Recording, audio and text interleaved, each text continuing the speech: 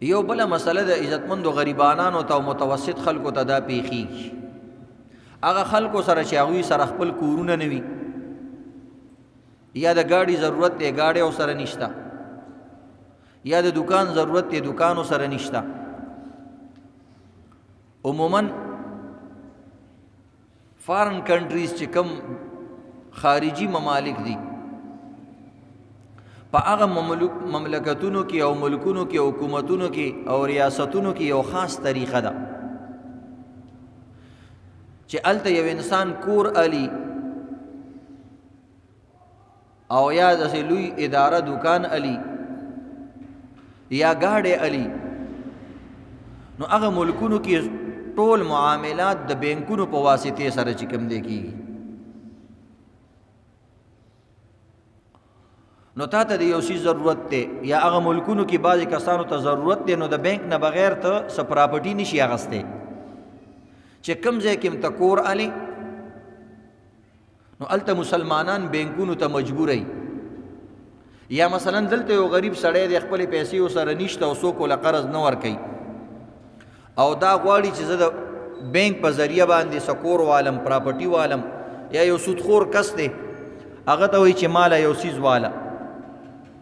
ضرورت یې دی. نو د دې یو جایز طریقه ده او دوی ناجایز طریقې دي چې کله انسان په بینک باندې د بینک په ذریعه باندې یو څیز علي، د دې درې طریقې وي. یو طریقه دا ده چې انسان د بینک نه قرض روپۍ والي او په خپله باندې ځان له څیز والي. نو بینک چې تاله روپۍ درکوي نو دی په سود او انټرسټ باندې درکوي، بغیر سود تاله هغه قرضه نه درکوي. نو که لږه دنه منافع دي او که زیاته منافع علي، خو تاله روپۍ درکړي او تا په خپله باندې ځان له څیز واغستو، نو دا سود شو ځکه تا روپۍ واغستې ډایرکټ. دویمه طریقه دا کیږي چې یو انسان یو څیز والي او بیا ورسره روپۍ نه وي، نو بیا دې بینک ته لاړ شي او بینک ته چې کوم دی درخواست ورکړي ما یو پراپرټي اغستې ده، ما سره د ادایګي دپاره روپۍ نشته، لہذا ته ما له روپۍ راکړه یا زما په ځای باندې دا روپۍ دې مالک ته ادا کړه، او چې څومره ته زیاتې علي زه به دله زیاتې درکړم. نو دا بینک داسې هغه مالک راوغواړي وایي تا دې سړي باندې ځای خرڅ کړی دی، وایي او وایي څومره روپۍ دي، وایي دومره روپۍ دي، وایي دا روپۍ به موږ تاله ادا کړو. او چې کوم انسان کور دکان یا څه څیز اغستی مثلا په 1 लाख روپۍ باندې هغه اغستی دی، یورو باندې ډالر باندې پاکستانی 4 قسمه روپۍ وي، درهم دي دینار دي ریال دي، هغه بینک والا هغه کس ته وایي چې تاله به 1 लाख روپۍ موږ درکو. او چې کوم انسان په قرضو ځای اغستی وي هغه ته وایي ته به موږ له 1,10,000 یا 1,20,000 روپۍ راکړې. دا طریقه هم سود ده ځکه بینک تاله پیسې درکړي یا ستا په ځای باندې پیسې ادا کړي، نو په پیسو باندې د نه زیاتې روپۍ علي او دا سود دی. اسانه خبره ده. درېیمه یو اهم طریقه ده او د سهولت طریقه ده چې انسان ته د یو څیز ضرورت شو، نو داسې دی نه کوي چې د بینک نه روپۍ والي یا څیز پیله والي او بیا بینک ته وایي چې زما روپۍ ادا کړه. دا 2 طریقې ناجایز دي. دا دی بینک ته لاړ شي، پیله دی عام خپل رشته دار نه پارټنر نه ملګري یار دوست د قرض روپۍ وغواړي، که هغه وله قرض روپۍ ورکړي خو ډېره ښه ده،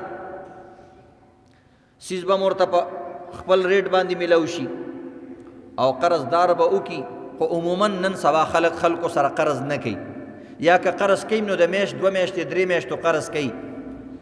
او انسان چې کور علي کورونه ډېر ګران وي هغه د میاشتو په قرضونو باندې انسان نشي خلاصولی، نو لہذا دا مجبور شي مالداره کسانو له لاړ شي بینک ته لاړ شي. نو بیا بینک کې صحیح طریقه دا ده چې بینک والا ته دې دا وایي چې ما دپاره کور والا ما له پیسې مه راکوه. بالکل آسان الفاظ سره ویم،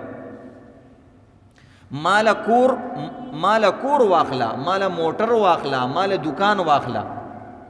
او تاسو چې ځان له دکان زما کم دکان خوښي هغه واغستو، نو بیا چې ما باندې په قرض و ګران را خرڅوئ زه بیا د نه والم. نو مقصد خو ستا دکان اغستل دي، په پیلني صورت کې هم تاله ګران درکوي چې سود پیسې دله درکوي، او په دې صورت کې هم دله کور ګران درکوي. بظاهره چې کوم دی یو شی دی، خو که دې طریقې سره دی وکړو چې بینک والا پیله ځان له کور واغستو کور ته خوښ کوي خبره دا فلانه کور علم دا دکان علم نو بیا هغه بینک والا بوزا وې دا دکان مې خوښ دی هغه به هغه دکان مالک سره چې کوم دی خبره وکي ستا په وړاندې باندې چې ګوره دا کور ما ستا په مخ کې په 1 लाख روپۍ باندې یا ریال یا ډالر یا درهم باندې واغستو او بیا به تا سره دویمه به یو کي چې اوس وایه دا کور زه تا باندې په دومره روپو باندې خرڅوم او دومره روپۍ ماله به میاشت راکې نو دې طریقې سره که څوک د بینک نه یا د یو سودخور سړي نه ضرورت دی تا د یو سړی سودخور دی بغیر د سود نه پیسې نه ورکوي نو په 70 روپۍ ماله هغه سودخور ته وایي کور واله ده او هغه کور ته بیا ته ځان ته په ګران باندې حساب کا نو دې طریقې سره به ته د سود نه بچ شي ځکه سود هغه ګناه ده چې الله په لویو ګناهونو کې شمار کړی ده او سود هغه ګناه ده الله وایي چې څوک سود کوي فأذنوا بحرب من الله ورسوله د الله او د رسول جنگ ته دی تیار شي او د الله او د رسول نه څوک جنگ ګټلی شي یعنی ته به همیشه په دې کې نقصانی وي که په سود د کور واغستو دکان واغستو هغه پیسې به هم دې نه ختمیږي او هغه کور او هغه دکان او هغه سرمایه به هم دې ضایع کېږي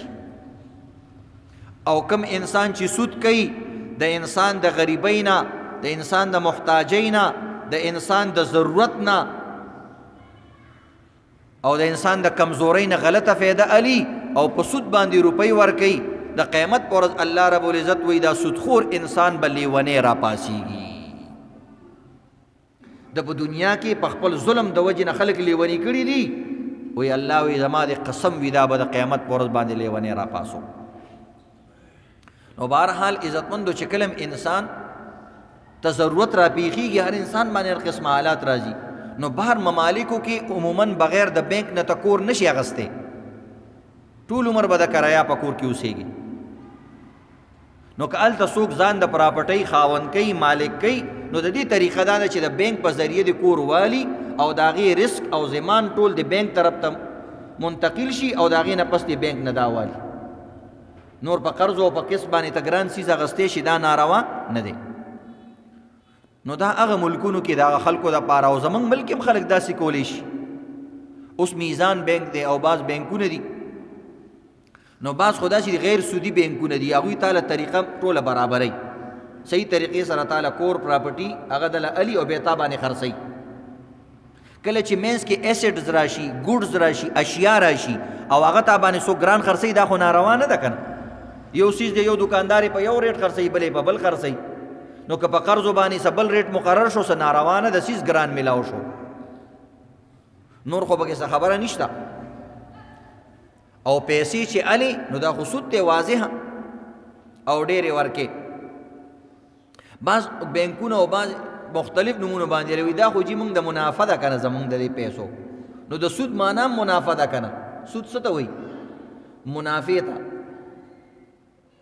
سود زیان خلک وایي که نه سود وی فیدی تا زیان وی نقصان تا د سود معنی هم نفع ده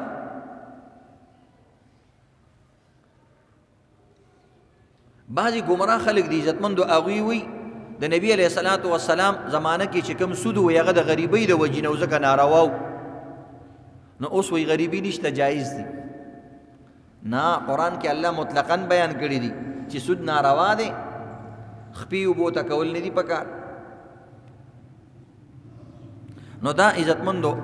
د بینک په ذریعه سره څوک سودا کوي پکار خو دی چې غیر سودي بینکونو نه والي که بالفرض سودي بینکونو نه علي بل بینک نشته یا تا سره قرض نه کوي نو بس هغې کې بیا د یو خبرې خیال ساتل پکار دي چې قسط په ټیم باندې ورکول پکار دي که چېرته قسط شاټ کو نو بیا دغه جرمانه سود سره مشابهت لري ځکه یو ځل تا باندې کور خرڅ شو د 1 لک کور په 1.5 لک باندې نو بس ته د بینک 1.5 لک روپۍ قرضدارې شوې اوس چې مزید ته نور علي نو اوس په قرض باندې دنه فایده علي هغه بیا ناروا ته وځي سود ته وځي نو په ټیم باندې به قسط داخلې